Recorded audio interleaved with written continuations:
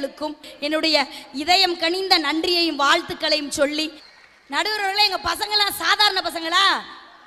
வாட்ஸ்அப்ல வான்னு மெசேஜ் பண்ற எங்க பசங்களை நம்பலாம், ஆனா வாழ்க்கையே நீதான் சொல்ற பொம்பளை பிள்ளைய நம்பவே கூடாது. சைட் அடிக்க வைப்பதும் எங்கள் பெண்கள் தான், சரக்கடிக்க வைப்பதும் எங்கள் பெண்கள் தான். எங்களுக்கெல்லாம் சப்போர்ட் பண்றதுக்குன்னு இந்த மாதிரி எல்லாம் சில பேர் இருக்காங்க. நான் ஒரு சின்ன விஷயம் சொல்றேனே, அடுப்புல வச்ச குக்கரும் பொம்பளை பிள்ளைகிட்ட சொல்ற ரகசியமும் 10 நிமிஷத்துக்கு மேல வெடிச்சிடும்.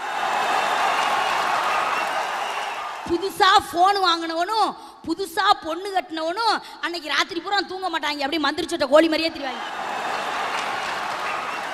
அதை விட நான் ஒரு சின்ன விஷயம் சொல்றேங்க, பசங்களுக்கு ஒரு பொண்ணை பிடிச்சிருச்சுன்னு வைங்களேன், என்னென்ன செய்யணும் தெரியுமா? ஃபர்ஸ்ட் ஒரு ரோஸ் வாங்கி கொடுக்கணும், அடுத்து ஒரு சுடிதார் வாங்கி கொடுக்கணும், அடுத்து ஒரு நெக்லஸ் வாங்கி கொடுக்கணும், அதுக்கும் மடியலைன்னா ஒரு வைர மோதிரமாவது வாங்கி கொடுத்தா தான் அந்த பிள்ளைய கரெக்ட் பண்ண முடியும். ஆனா ஒரு அழகான பொண்ணு ஒரு பையனை குறி வச்சிருச்சுன்னு வைங்க,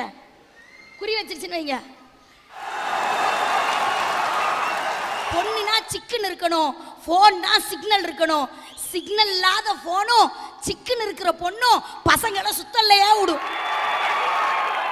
தாய் அழ பிறக்கணும், ஊர் அழ சாகணும், அவன்தான் சமுதாயத்தில் உண்மையிலேயே வெற்றி பெற்றிருக்கான்னு அர்த்தம். ஒரு பொண்ணு செல்லுல பேலன்ஸ் இருந்துச்சுன்னா எவனோ சிக்கிக்கிட்டான்னு அர்த்தம்.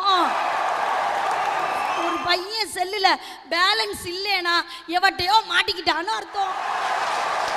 நிமிர்ந்த நன்னடை, நேர்கொண்ட பார்வை, நிலத்தில் யாருக்கும் அஞ்சாத தன்மை, பெண் நிமிர்ந்து போகணும்னு ஒரு சுதந்திரம் கொடுத்தோம்ல, இன்னைக்கு பிள்ளைய குனிஞ்சே தான் போகுது, எஸ்எம்எஸ் பண்ணிக்கிட்டே போய் பொதுக்குன்னு சாக்கடைகள் கிடக்கு. வீட்டில் எங்கெங்க சுதந்திரம்